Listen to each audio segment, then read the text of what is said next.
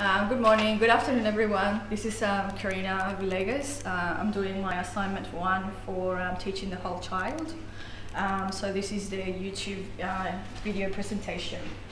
Okay, so I wanted to demonstrate some of the ways which show effective teaching practice, reflecting on the principles of teaching.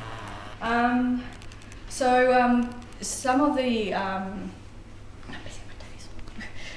some of the things that teachers will need to consider are aspects such as the environment in regards to well-being. So, for example,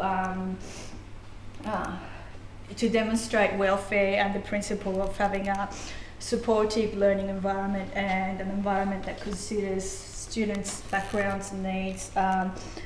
We can see that a teacher, for example, will need to have a look at the role of the welfare coordinators and ensure that if any students have problems and need counselling or assistance, to be able to refer them to the correct person to speak to. So, for example, the student diary is an example that shows students what to do in case they're feeling bullied.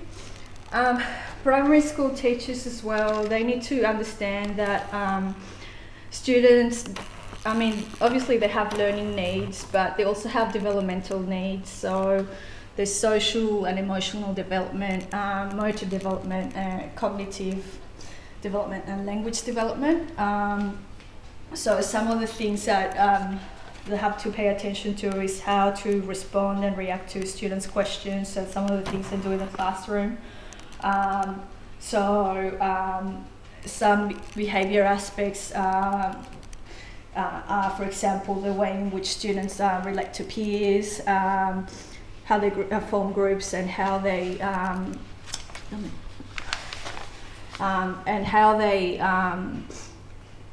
ask questions. So problem solving, vocabulary rules and that sort of thing. So that needs to be paid attention to, because obviously the needs will be different according to the age groups. So there are certain expectations that should be followed and monitored as teachers progress throughout the grades and the years, the terms and the learning groups. So we need to know what to expect from our students. So in regards to welfare as well, we need to ensure as well that the background of students is respected, because a lot of students need help just getting used to the environment initially. So obviously set them up with a buddy or something like that as well, which is a really good idea. So rewarding students is always a good way to maintain a good relationship, and that's very important to have a supportive and productive environment. Rules as well are important because they ensure that a good classroom atmosphere is maintained, and students need to know what to adhere to and where limits are, and it's important to be able to preserve the harmony that we require. So students as well need to be challenged and to be able to support deep levels of thinking and application. And obviously in a primary school environment, it's important to challenge students with variety. That example is an example of homework that gets set for students in grade 5 for general ability. So it's just a cryptogram about staying healthy and that you should exercise and get a good night's sleep, but it's this thinking that needs to be monitored. So ensuring that students are able to use all kinds of levels of thinking, so remembering, understanding, applying, analysing, evaluating and designing. There's obviously lots and lots of research that has been done on to how to apply the levels of thinking. For example, the De Bono's thinking hats, and also ways to ensure that students work with partners. For example, the cooperative learning, think, pair, share.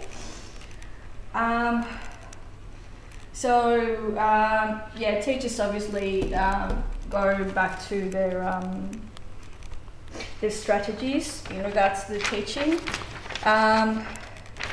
To ensure that learning connects to communities and practices beyond the classroom, there are programs out there, and we need to know about them. This is an example of a program that many schools are running, Kids Teaching Kids. It relates to students learning about how to look after the environment, and there are activities that can be done in the classroom, but obviously it relates to extra learning that occurs outside the classroom, so it definitely can be linked.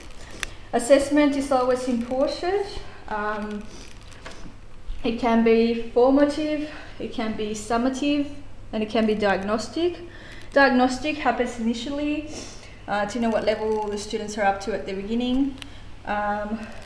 In regards to assessment, teachers need to follow the VELL's outlines for their year level, and the diagnostic is always very important because that way they know whether the students are at their desired level or whether they need to improve a little bit more to be at the desired level for that primary school year.